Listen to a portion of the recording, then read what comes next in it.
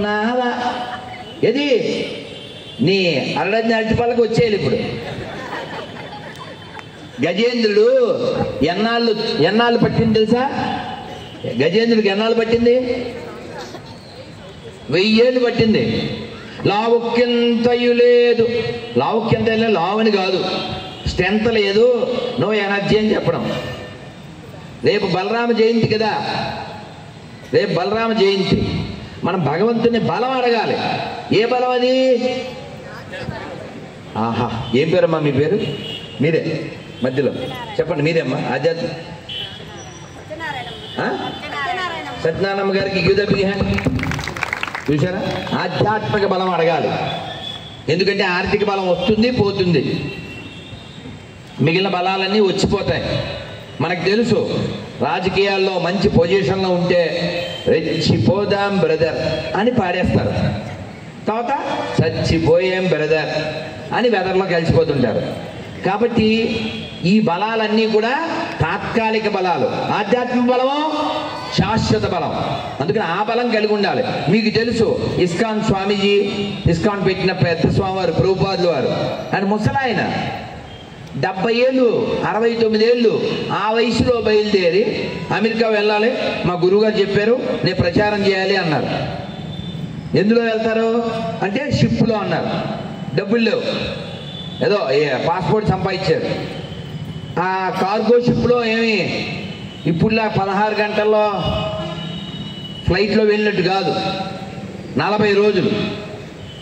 ఆవిడ చెప్పారు, ఆవిడ పేరు Sumathi Maharaj.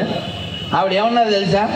I told Swamiji when he approached me, Swamiji you are too old, that is too cold, why you are going there, you are going there to die.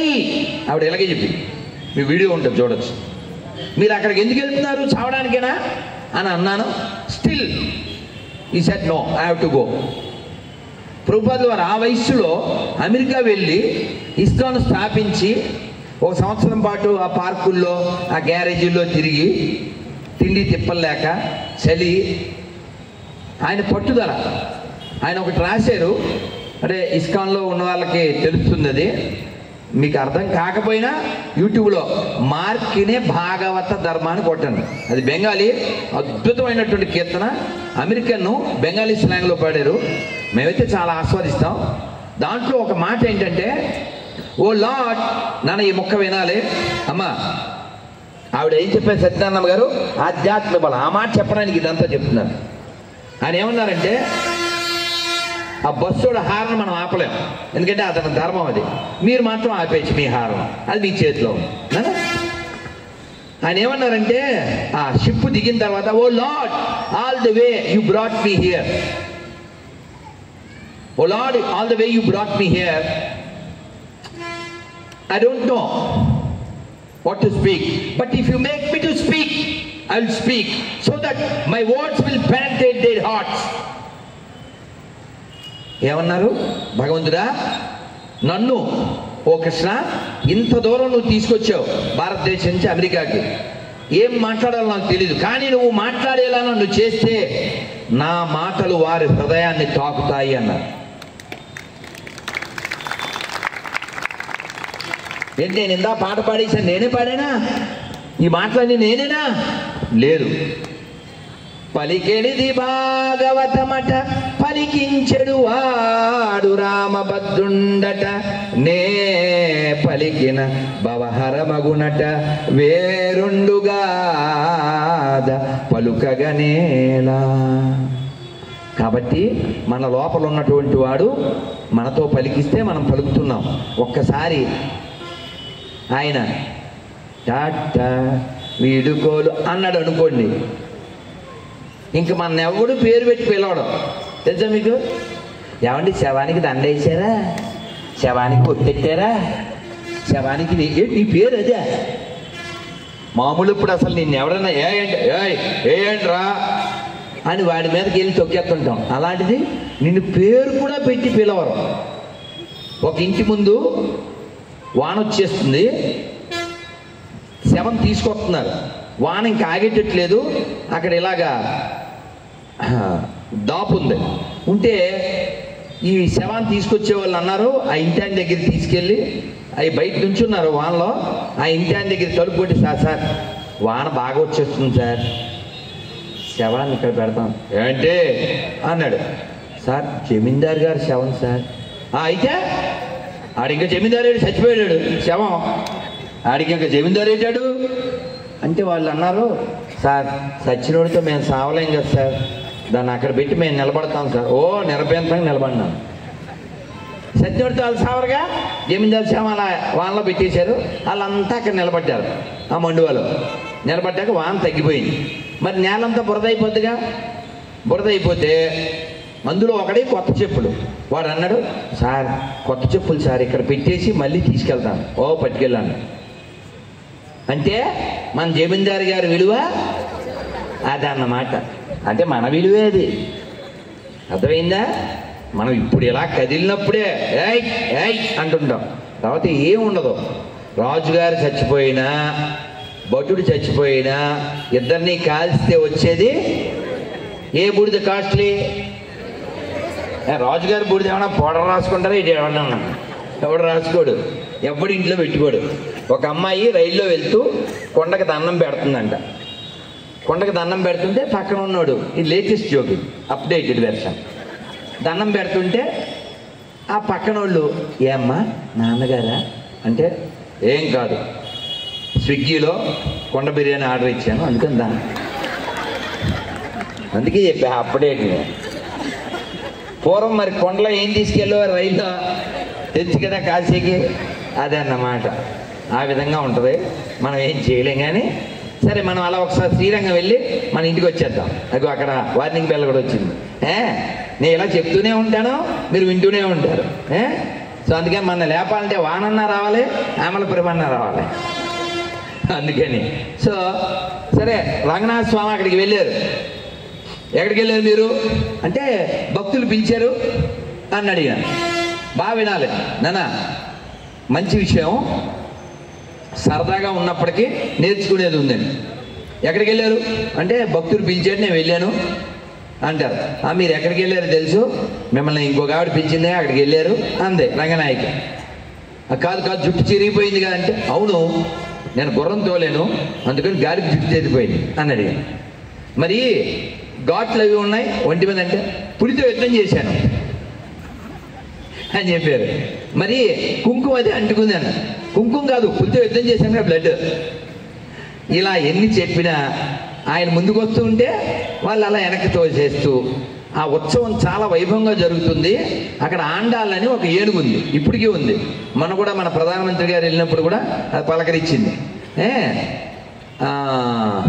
ఈ ఆండాళ్ళు వచ్చి 3 కాళ్ళ మీద నిలబడి ఒక కాలుతో స్వామివారికి వింజామరం ఇస్తుంది. ఇలాగ ఈ ఉత్సవం నడుస్తూ ఉంటుంది. ఈ గొడవ ఎంతకీ తెవలకపోతే అప్పుడు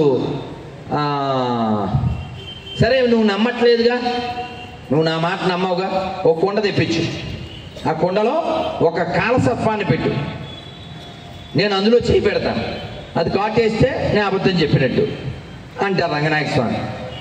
మరి లక్ష్మీదేవి తెలివైందిగా. మీకు తెలుసా అండి, ఆడవాళ్ళు తెలివైన వాళ్ళ మగవాళ్ళు తెలివైన వాళ్ళ? మగవాళ్ళ. అసలు కుటుంబాలు ఉంటాయా మగవాళ్ళ చేతిలో పెడితే? మంగళం సర్వమంగళం అయిపోతాయి. ఆడదు కాబట్టి కుటుంబాలు ఉన్నాయి. ఎప్పటిదాకా మన దేశం ఉన్నా మన కుటుంబం ఉన్నా వాళ్ళ పుణ్యమే. కుటుంబాన్ని తల్లి నడిపినట్టు ఎవరన్నా నడుపుతారా? అమ్మ లేకపోతే మనం ఉంటామా? అందుకే మన ఫస్ట్ ప్రయారిటీ ఎవరు? అమ్మ. లాస్ట్ ప్రయారిటీ దేవుడు. చెప్పండి అందరూ. మనం ఇందాక చెప్పాం కదా, మాతృదేవో భవ, పితృదేవో భవ, ఆచార్య దేవో భవ, అతిథి దేవో భవ. ఈ 4 అయిన తర్వాత దేవుడి దగ్గరికి వెళ్తాం మనం. ఇది మన కల్చరు. కానీ మూర్ఖులు, ఎడారి మతస్థులు, ఈ పిశాచ మతస్థులు ఓన్లీ గాడ్, నమ్మకపోతే రాడ్. అది very bad in the name of God. So అందువల్ల మూర్ఖ మతాలు నశించుగాక, మూఢ మతాలు నశించుగాక, అజ్ఞాన మతాలు నశించుగాక, క్రూర మతాలు నశించుగాక, ఎడారి మతాలు నశించుగాక, ప్రపంచ శాంతి వర్ధిల్లుగాక. పర్వాలేదు, మీకు జ్ఞానం చాలా బాగుంది. ఐఎమ్ వెరీ హ్యాపీ అర్థం చేసుకున్నందుకు. సరే, మొత్తానికి అలా కుండ తెప్పించి అందులో చేయి పెట్టమంటే చాలా తెలివైంది కదా లక్ష్మీదేవి. ఆవిడేమని తెలుసా, ఎంత జోకేస్తున్నారు, మీరు పడుకునేది ఎక్కడండి అంది. అలా ఎనాలిసిస్ చెయ్యాలి. ఆడవాళ్ళు అంటే అలా ఎనాలిసిస్ చేస్తారు. చీర కొనడమే కదా వాళ్ళకి, చీర ఉతకడం కూడా వచ్చి వాళ్ళకి. అర్థమైందా? ఆవిడ అందే, ఏమిటి కాలసర్పాన్ని తీసుకొచ్చి కొండలో పెట్టాలా, అది మీరు చేయి పెడతారా, అది కాటేద్దో కాటేయదో పరీక్ష, అసలు తమరు పడుకునేది ఎక్కడండి అంద. ఎక్కడ పడుకుంటాడు ఈయన? 10,000 శేషుల పడగలమయము అదివో అల్లదివో శ్రీహరివాసము. మీరు పడుకునేదే పెద్ద పావా, ఈ బుల్లి పాము మిమ్మల్ని కాటేసేత. మీరు నమ్మడం, మీరు చెప్పడం, మీరు నమ్మడం, ఏం వద్దులేండి అంటది. అంటే ఈ కలహం, ఈ ప్రణయ కలహం జరుగుతుంది. అప్పుడు నమ్మాల వారు వస్తారు, వచ్చి ఇద్దరికి రాజీ చేస్తారు. అలా సంవత్సరంలో ఒక్కరోజు రంగనాయకి సమేత రంగనాయక స్వామి అక్కడ దర్శనమిస్తారు. శ్రీ గోదారంగనాథ స్వామి భగవానికి, రంగనాథ స్వామికి, రంగనాయక అమ్మవారికి, చెన్నకేశ్వర స్వామికి గోవిందా. చూసారా, అమ్మ నాన్న ఉంటేనే కుటుంబం, పిల్లలు, అమ్మ నాన్న. ఈ వ్యవస్థ మనకి పూర్వం నుంచి ఉంది. మన కుటుంబ వ్యవస్థను నాశనం చేయడం కోసం, ఈ దేశాన్ని మొక్కలు చేయడం కోసం చాలా ప్రయత్నాలు అప్పుడు ఇప్పుడు కూడా జరిగినాయి. మీరందరూ రామాయణం ఎంతో కొంత విని చదివిన వాళ్ళు. మనం అందరం అమలమై శ్రద్ధాంజలిది తీసి ఇక్కడ పెట్టాలి. ఫ్లెక్సీ ఎక్కడుందో చూడు, ఎవరు తెచ్చారు, ఇక్కడెక్కడో పెట్టి ఉంటారులే. ఆ శ్రద్ధాంజలి ఫ్లెక్సీ ఒకటి ఇక్కడ పెట్టండి, ఉంటుంది ఆ పక్కన లాస్ట్లో, అది చాలా ముఖ్యం. ఇక్కడ పెట్టండి, 2 ఇక్కడ పెట్టండి తర్వాత. సో మన అందరం కుటుంబ వ్యవస్థ ఉండడం వల్లే ఇక్కడ కూర్చున్నాం, గుర్తుపెట్టుకోండి. రామాయణంలో దశరథుడు ఏనుగు నీళ్లు తాగుతుందని బాణం వేశాడు. ఏనుగు నీళ్లు తాగుతుందని ఎవరికి తగిలింది? అది శ్రవణ కుమారుడికి తగిలింది. ఆ పిల్లోడు ఒక్కడే వాళ్ళ నాన్నకి వాళ్ళ అమ్మకి చచ్చిపోయాడు. ఈయన వెళ్ళి, అయ్యో ఏనుగు అనుకున్నానరా, నన్ను క్షమించు కన్నా అంటే ఆ స్థితిలో ఆ పిల్లవాడు నమస్కారం మహారాజా అన్నాడు. అది కదా భారతదేశం, అందుకు కదా భారతదేశం గొప్పదే. ఆ పిల్లోడు ఏమన్నాడు తెలుసా? దుర్మార్గుడా, నన్ను చంపేశావు అనలేదు. రాజా, తలపడే చోట కాళ్ళు వెళ్తాయని చెప్పారు పెద్దలు. నా కాలం అయిపోయింది, నా బాధ నా గురించి కాదు, వృద్ధులైన అందులైన నా తల్లిదండ్రుల కోసం వాళ్ళని మీరు రక్షించండి, వాళ్ళ దాహం తీర్చండి అంటే బాధపడుతూ వాళ్ళ దగ్గరికి వెళ్తాడు. అలా పెట్టు, మళ్ళీ అడిగినప్పుడు పెట్టు, అలా పెట్టండి, నేను చెప్పినప్పుడు మర్చిపోకుండా అక్కడ పెట్టండి, ఇక్కడే పెట్టండి. అలా బాధపడితే ఆయన పట్టుకెళ్ళి నీళ్ళు ఇస్తాడు, ఇవ్వబోతాడు. ఆ శబ్దం విని వాళ్ళు ఎవరో అంటారు. వాళ్ళకి తెలిసిపోతుందిగా వాళ్ళ అబ్బాయి నడకేదో. అంటే ఈయన నేను అంటాడు. అని ఈ విషయం అంతా చెప్తాడు. నీళ్లు తాగని చెప్తాను నేను అంటాడు. నో, ముందు మ్యాటర్, తర్వాత వాటర్ అంటారు వాళ్ళు. అని ఈ విషయం చెప్పాక, దుర్మార్గుడా, మా ఉన్న ఒక్కగానొక్క ఆశాదీపం మా అబ్బాయిని చంపేసి ఇప్పుడు నీళ్లు తెస్తే నువ్వు ఆ నీళ్లు తాగి మేము బతకాలా? మేము ఎలా మరణిస్తున్నామో ఆ బాధతోనే నువ్వు కూడా మరణిస్తావు. ఎవరు శపించారు? చనిపోబోతున్నటువంటి వృద్ధులైన అందులైన తల్లిదండ్రులు దశరథుడిని శపించారు. ఆయన పాపం బాధపడుతూ ఇంటికి వచ్చాడు.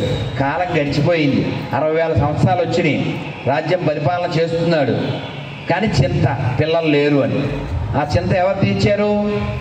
వశిష్ఠుడు చెప్పాడు, ఏమీ పర్లేదు, ఫ్లాష్ బ్యాక్లోకి వెళ్ళి ఒకసారి. ఫ్లాష్ బ్యాక్లో ఏం జరిగింది?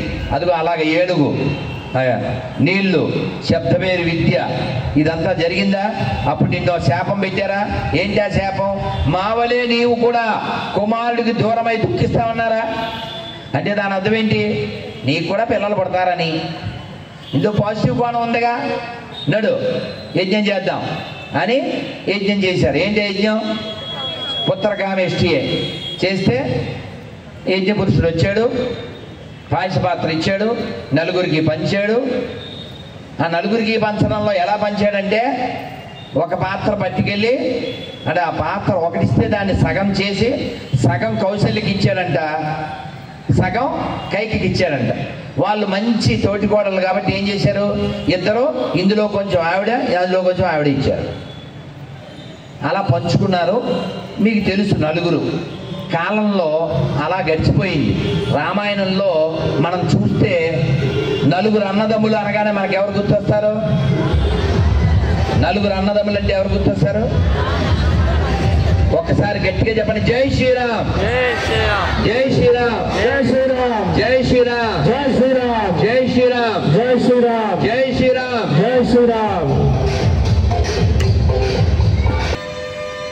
ఎక్కడైనా సరే మీరు చక్కగా గట్టిగా గోవిందా గోవిందా గోవిందా గోవిందా గోవిందా. అలాగే మీకు ఎప్పుడైనా బొట్లేని మొహాలు కనబడితే వెంటనే గోవిందా గోవిందా. ఎందుకని? ఆ బొట్లేని మొహం చూసిన పాపం మనకు రాకుండా వాళ్ళకి పుణ్యం వచ్చేలా, డబుల్ బెనిఫిట్ కదా, అవునా? సో అందువలన సరే మొత్తానికి దశరథుడు ఆ ఫలాన్ని పొందుతాడు, పిల్లలను పొందుతాడు. రామాయణంలో నలుగురు అన్నదమ్ములు అనగానే ఎవరు గుర్తొస్తారు?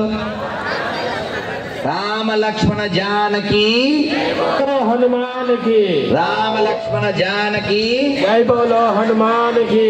సో రామ లక్ష్మణ భరత శత్రుఘ్నులు గుర్తొస్తారు కదా. మరి ముగ్గురు అన్నదమ్ములు అంటే ఎవరు గుర్తొస్తారు? చెప్పచ్చు ఎవరన్నా? ముగ్గురు అన్నదమ్ములు రావణ, కుంభకర్ణ, విభీషణ. ఇద్దరు అన్నదమ్ములు అంటే వాలి, సుగ్రీవుడు. ఇద్దరు అన్నదమ్ముల్లో ఒకడే మిగిలాడు. ముగ్గురు అన్నదమ్ముల్లోనూ ఒకడే మిగిలాడు. నలుగురు అన్నదమ్ములు మిగిలారు. అంటే ఏమిటి అర్థం? ఏమిటి అర్థం? ధర్మం కాబట్టి నలుగురు మిగిలారు. అక్కడ ఇద్దరిలో ఒకడే మిగిలినా, ముగ్గురులో ఒకడే మిగిలినా అధర్మం నశించింది. కాబట్టి ధర్మంగా ఉండండి. రామో విగ్రహవాన్ ధర్మ. మన కుటుంబ వ్యవస్థే మనకి రక్ష. ఇటువంటి రాముడు పుట్టిన నేలలో వృద్ధాశ్రమాలు ఉండడం జాతి ఎంత అవమానం కదా జాతికి. అందుకని అమ్మ భారం కాదు, నాన్న భారం కాదు. అమ్మ నాన్న లేకపోతే మనం లేం కదా. వాళ్ళు కడిగి ఎత్తిపోస్తేనే కదా మనం ఉన్నాం. అమ్మ ముసలిది అయిపోయింది, నాన్న ముసలోడు అయిపోయాడు, చేత కావట్లేదు, రోడ్డు మీద వదిలేస్తే రేపొద్దు నిన్ను వదిలేదా?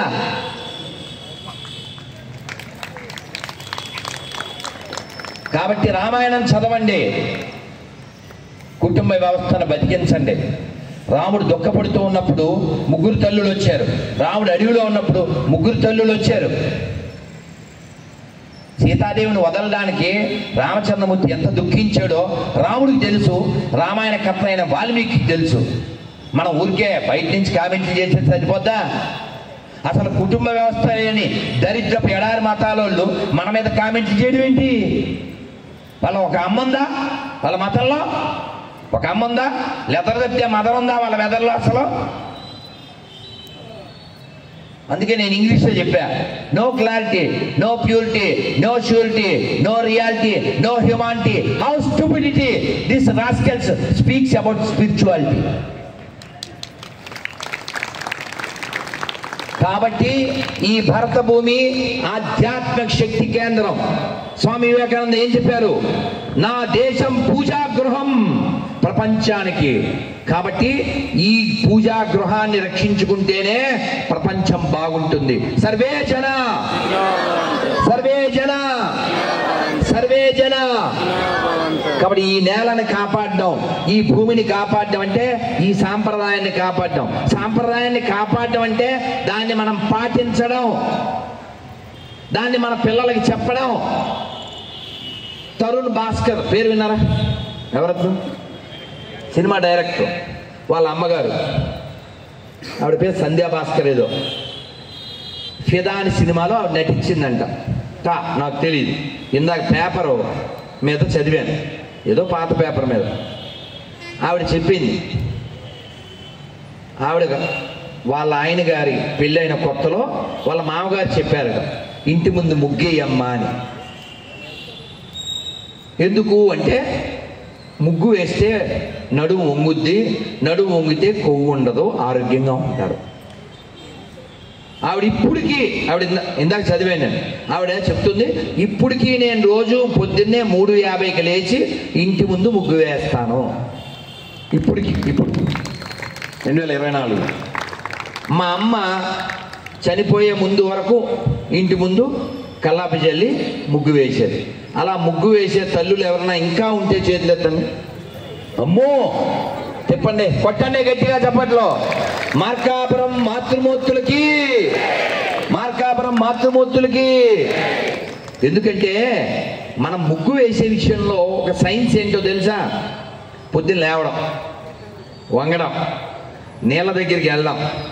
అలాగే కల్లాపి అంటే ఇప్పుడులా రంగు నీళ్ళు చల్లడం కాదు. మీ దిక్కుమాల రంగులు మీరు అది చల్లకండి, మీకు దానం. అది కెమికల్. మీరేమో ఏమన్నా అంటేనేమో మళ్ళీ హట్ అవుతారు. పసుపు రాసుకుని పసుపు నీళ్ళన్నా చల్లితే పుణ్యం, కానీ ఏదో కెమికల్ వాటర్ చల్లేసి మన కాళ్ళకి మంచిది కాదు, ఆరోగ్యానికి మంచిది కాదు. స్నానం చేయట్లేదు ఈ మధ్య కొందరు, మీరు కాదులే. అలా స్నానం చేయని బ్యాచ్ ఒక ఆవిడ మధ్యాహ్నం 3:30కి స్నానం చేసి, అంటే పొద్దునుంచి తినేసి, పొద్దున్న టీవీ చూసేసి, రాత్రి వేసుకున్న ఏకవస్త్రం మీదే అన్నీ, పాకశాస్త్ర ప్రావీణ్యం అంతా ఏకవస్త్రం మీదే, రాత్రి పడుకున్న దాని మీదే. అలా చేసేసి మధ్యాహ్నం 3ంటికి స్నానం చేసేసి దువ్వెన పట్టుకుని ఫ్యాన్ కింద దూకుంటూ ఆరనీకుమా ఈ దీపం. ఇంకా అలాంటి వాళ్ళకి కొంప అతికిస్తే శాపం కదా. మా అమ్మ నాన్న ఏమిటి ఇలాంటి వాళ్ళకి అతికిచ్చారు. కాబట్టి స్త్రీ అంటే దీపం, స్నానం చేయకపోతే పాపం, అలాంటి వాళ్ళు జాతికి శాపం. అలా అంటే మీకు కోపం, నేను వేయలేని ధూపం. అర్థమైందా? ఎవరికి నచ్చినా నచ్చకపోయినా నిజమే చెప్తాను. అందుకే స్నానం చేయాలి. వచ్చింది, వెళ్ళిపోదాం, అయిపోయింది టైం. భగవద్గీత తరగతులకు పిల్లలు వెళ్తే సన్యాసులు అవుతారని చాలామంది అంటున్నారు. అమ్మో, ఎవరయ్యారు అలాగే? అసలు ఒకడు కూడా అవ్వలేదే. భగవద్గీత ఎందుకు చెప్పింది? భగవద్గీత ఏం చెప్పింది? కర్తవ్యాన్ని. కృత మన లోగో మీద ఉంటుంది, యుద్ధాయ కృత నిశ్చయ అని ఉంటుంది. లెట్స్ రైజ్ యువర్ వాయిస్, లే యుద్ధం చెయ్యి. అర్జునుడు యుద్ధం చేయను, నేను సన్యాసి అయిపోతాను, అడవిలోకి వెళ్ళి నేను సింగిల్గా జంగిల్లోకి వెళ్ళి మింగిల్ అయిపోతాను అన్నాడు. కృష్ణుడు ఏమన్నాడు? No, you are a warrior, you must fight. కర్తవ్యాన్ని బోధించేది భగవద్గీత, కర్తవ్యాన్ని దూరం చేసేది కాదు. భగవద్గీత చదివితే ఎలా తినాలో తినకూడదో, ఎలాంటి వాళ్ళతో స్నేహం చేయాలో, ఎలా ఉండాలో ఉండకూడదో, కరెక్ట్గా జీవితాన్ని ఎలా నడపాలో తెలుస్తుంది. అమెరికాలో ఎన్నో యూనివర్సిటీలో భగవద్గీత ఒక పాఠ్యాంశం తెలుసా?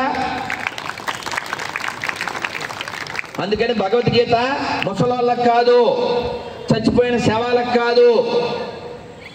నేను అందుకే భగవద్గీత ఎవరికైనా గిఫ్ట్ ఇస్తే దాని మీద ఒక ప్రింట్ చేసి ఇస్తాను, ఒక స్టాంప్ కొట్టి. ఏమని రాస్తామంటే, మనిషి పుట్టినందుకు మరణించే లోపులో ఒక్కసారైనా భగవద్గీత పూర్తిగా, తర్వాత అలా అంటే రాధమాధవదాస్ అవుతాడా? అలా చెప్పను నేను. మనిషి పుట్టినందుకు మరణించే లోపల ఒక్కసారైనా భగవద్గీత పూర్తిగా చదివి చావండి. ఇంకా ఉంది బ్రాకెట్లో, ఎందుకంటే చదవకపోయినా చస్తారు కాబట్టి. ఇట్లు మీ రాధమాధవదాస్. కాబట్టి మనమంతా ఊరికే చచ్చిపోదామా? చదివి చచ్చిపోదామా? ఎలాగ చచ్చిపోతాం కదా, చదవకపోయినా చచ్చిపోతాం. అదే చదివి చేస్తే మంచిది కదా. అందుకని భగవద్గీత వచ్చే సంవత్సరం, అంటే ఇప్పుడు కృష్ణాష్టమి కదా, రేపు 26, వచ్చే సంవత్సరం కృష్ణాష్టమి లోపల పూర్తిగా చదివేస్తాను అన్నోళ్ళు చేయొద్దని. అమ్మో అమ్మో, గట్టిగా చెప్పండి, జై జై గీత, భగవద్గీత, జై జై గీత, భగవద్గీత, జై జై గీత, భగవద్గీత. నన్ను మీ అందరికీ చెప్పాను కదా, ఒక పేపరు, ఓ స్టిక్కరు, 2 స్టిక్కర్లు ఇవ్వబడితే అన్నీ తీసుకునే వెళ్ళండి. అవన్నీ ఎదర పెట్టేసి ఆ కుర్చీల్లో అక్కడ పనిచేయండి, పట్టుకోండి. మనం ఒక మంత్రం చెబుతాము. ఆ మంత్రం చెప్పే ముందు ఈ కుటుంబ వ్యవస్థ విషయంలో మనం అంటే తత్వం కలిగి ఉండాలని చెప్పాను. సరదాగా అయినప్పటికీ ఇందులో ఉన్నటువంటి సారం తీసుకోండి. చెప్పేసి నేను ముగించేస్తాను. ఒక ఆయన రోజు టైంకి 7:30 అవగానే ఉపన్యాసం మధ్య నుంచి వెళ్ళిపోతున్నాడు. డిస్టర్బెన్స్ కదా. మంచి బాగా వింటాడు, తక్కువ లేచి వెళ్ళిపోతాడు. ఏమయ్యా పవనం, ఏమి తక్కువ వెళ్ళిపోతావు నువ్వు, ఒక్క అరగంట అయితే ప్రసాదం పెడతాం కదా అన్నారు ఆ స్వామీజీ. ఇతను అన్నారు, లేదండి మైనే ప్యారికియా దిల్ దడకే అని ఏదో చెప్పాడు. మా ఆవిడ వెయిట్ చేద్దే, మా ఆవిడికి నేనంటే అది అని ఏదో చెప్పాడు. మా పిల్లలు నేను లేకపోతే భోజనం చేయరు అని ఏవో చెప్పాడు. చెప్తే పిచ్చోడా, ఈ ప్రపంచంలో అన్నీ అశాశ్వతం, నీకు అర్థం కావట్లేదు అంటే, నో అందరూ వేరు, మా అబ్దుల్లా వేరు అని కథలు చెప్తారు కదా, అలాగా ఏదో కథలు చెప్పాడు. ఒరే నీకు ప్రాక్టికల్గా అది మౌడి సత్తే కానీ అది బుద్ధి రాదు అంటారు కదా, అలాగే నీకు బుద్ధి రావాలంటే ప్రాక్టికల్గా నీకు అర్థం కావాలి అని ఒక చిన్న పౌడర్ ఇచ్చి ఇంటికి వెళ్ళగానే పాలలో కలిపి తాగేసి అంటారు. మనోడు ఇంటికి వెళ్ళగానే పాలలో కలిపి తాగేస్తాడు. తాగేగానే బిగిసిపోతాడు. బిగిసిపోతే మామగారు అంటది. ఆ గదిలోంచి వచ్చి, ఏమండి daddy, daddy no body, no kabaddi, no body become body. వీళ్ళు ఇంకా తర్వాత సీన్ తెలుసు కదండి అండి. ఓ చున్నావా ఏమా ధర్మరాజా ఏడుస్తున్నారు. ఏడుస్తుంటే గురువుగారు వచ్చారు. గురువుగారండి నాన్నగారు అంటారు. అంటే బాగా వినాలి మీరు. అంటే ఆ గురువుగారు అంటారు, బాధపడకండి, మీ నాన్నగారు మీకు కావాలంటే అవునండి అంటారు. ఏం లేదు, ఒక గ్లాస్ పాలు తీసుకున్నాను. ఏదో బల్క్గా ఏదన్నా చెప్తారు, జస్ట్ మిల్క్తో పని అయిపోతుందా అని సంబరపడిపోయి గ్లాస్ పాలు తెచ్చేస్తారు. ఈ పాలు ఎవరో ఒకరు తాగండి, మీ నాన్నగారు లేస్తారంట. పాలు తాగడం పెద్ద పనే, నేను తాగుతా కాకపోతే కండిషన్ అప్లై, ఎవడు తాగుతాడో ఆడు పోతాడో, మీ నాన్న లేస్తాడు. ఇప్పుడు ఉంటుంది చూడండి, మొత్తం 70mm మూవీ అంతా ఇప్పుడే. ఎవడు తాగడం, కమలాసన్ మస్తు షేడ్స్ ఉన్నాయంటారు కదా, ఆ మస్తు షేడ్స్ చూపించేస్తారు వీళ్ళు. ఆవిడో కథ, పెద్దోడో కథ, చిన్నదో కథ, ఎవడి కథలు ఆడు చెప్తాడు. అబ్దుల్ కలాం గారు కళ్ళ కనమన్నారంటే ఈ కథలో ఎవడి కథలు ఆడు చెప్తారు. చెప్తే గురువుగారు అంటారు, అంటే ఇంట్లో వాళ్ళని కాదు పని వాళ్ళైనా పర్లేదు,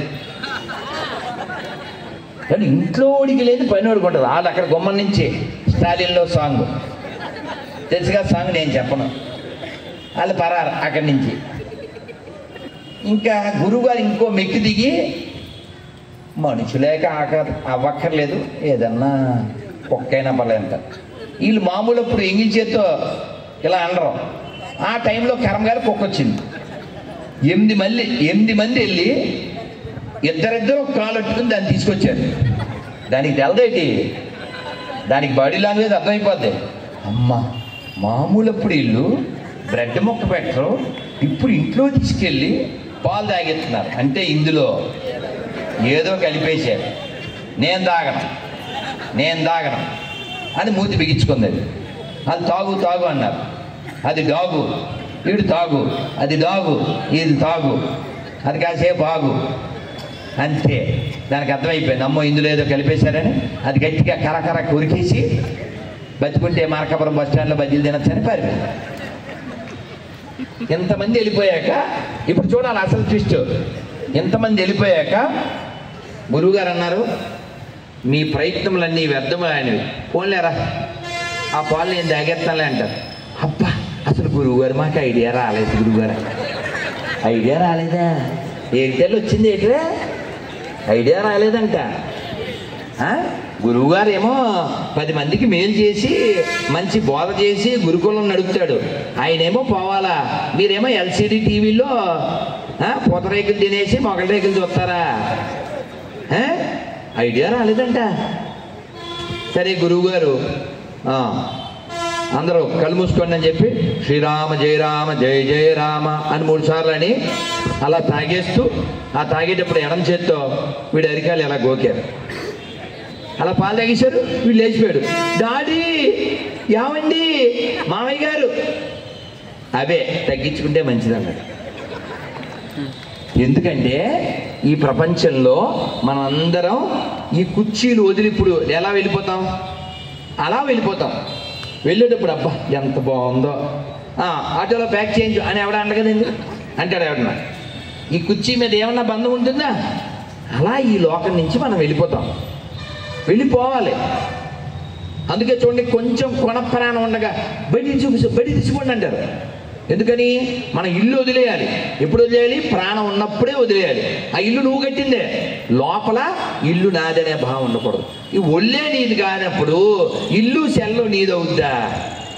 అంతా నిల్లే కదా, చివరికి వచ్చేది ఎముడి దగ్గర నుంచి బిల్లే కదా. కాబట్టి ఈ ప్రపంచం అశాశ్వతం అనేటువంటి భావాన్ని గుర్తుపెట్టుకుని ఎప్పుడూ లోపల దేశభక్తి దైవభక్తి కలిగి ఉండండి. రామాయణంలో రామచంద్రమూర్తితో లక్ష్మణుడు చెప్తాడు, అన్నయ్య బాగానే ఉంది, ఇక్కడ మనం సెటిల్ అయిపోవచ్చు అంటే అని చెప్పారు. అందరూ చెప్పండి, అపి స్వర్ణమయీ లంకాం నమే లక్ష్మణ రోచతే జననీ. గట్టిగా జననీ. సరిపోలే, ప్రసాదం పెడతారండి బాబు. జననీ, ప్రసాదం అంటేనే సౌండ్ పెరుగుతుంది. జననీ జన్మభూమిశ్చ స్వర్గాదపి గరీయసి. ఎవరు చెప్పారు? రామచంద్రమూర్తి లక్ష్మణ్తో చెప్పాడు. ఏడు బాగానే ఉంది కదా, ఏడు సెటిల్ అయిపోవచ్చు, బంగారంతో కట్టిన లంక కదా అంటున్నావేమో. నో, ఇది బంగారంతో కట్టినా సరే, ఇది బంగారంతో కట్టినా సరే, ఇక్కడ లంక ఎంత బాగున్నా మన అమ్మ మాతృమూర్తి, మన మాతృభూమి, ఈ రెండు స్వర్గం కంటే గొప్పవి అని చెప్పినటువంటి దేశభక్తి నేర్పించినటువంటి రాముడు పుట్టినటువంటి రామాయణం జరిగినటువంటి నేలలో మనం పుట్టాం. ఆ దరిద్రులకు ఏం తెలుస్తుంది? దేశాలను చీల్చి దేహాలను కాల్చే దరిద్ర మతస్థులకి. కాబట్టి మీరు ప్రతిజ్ఞ చేశారు, ఎక్కడ కొనాలో అక్కడే కొనండి, ఎక్కడ తినాలో అక్కడే తినండి. పువ్వులు, ఒక ఆవిడ నాతో కంప్లైంట్ చేసింది, ఇదే మార్కాపురంలో పువ్వులన్నీ వాళ్ళే అమ్ముతారు, పెట్టుకో. ఉమ్మేసిన పువ్వులు దేవుడికి పెట్టి నువ్వు పుణ్యం సంపాదిస్తావా? అందుకని పుణ్యాత్మల దగ్గరే కొనండి, పువ్వులైనా నువ్వులైనా. ఉమ్ములు ఉచ్చలు పోసే వాళ్ళ దగ్గర కొని నువ్వు పుణ్యం సంపాదిస్తావా? ఆ పుణ్యం భగవంతుడు అంగీకరిస్తాడా? గోవుని హత్య చేసిన చేతులతో నువ్వు తెచ్చిన నెయ్యిని, నువ్వు తెచ్చిన పువ్వుల్ని భగవంతుడు స్వీకరిస్తాడా? బుద్ధితో ఆలోచించండి. దేవుడికి పువ్వులు పెట్టకపోయినా పర్వాలేదు, పండ్లు పెట్టకపోయినా పర్లేదు, హిందువుల దగ్గరే కొందాం, హిందువుల దగ్గరే తిందాం, హిందువులుగానే ఉందాం. జై శ్రీరామ్ అందాం. జై శ్రీరామ్, జై శ్రీరామ్, జై శ్రీరామ్. భారత్ మాతాకి. మనం అందరం ఒక్క మంత్రం, ఎప్పుడు భోజనం తర్వాత స్వీట్ తింటాం కదా, పెరుగన్నం తింటాం, అటువంటి పెరుగన్నం లాంటి స్వీట్ లాంటి ఈ మంత్రం చెప్పేసుకుని మనం వెళ్ళిపోదాం. అయితే ఈ మంత్రం అయిన తర్వాత ఒక శ్రద్ధాంజలి చేసి మనం శాంతి మంత్రం చెప్పుకుందాం. అందరు నడు నిలబెట్టండి, లేవద్దు.